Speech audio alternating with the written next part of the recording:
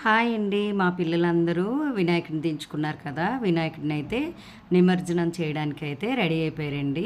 5 డేస్‌కే నిమజ్జనం అయితే చేసేసారు. ఎందుకంటే గ్రహణం కదా! 9 రోజులు ఉంచుతామని పేర్చి పెట్టారు గానీ, గ్రహణం కదమ్మా!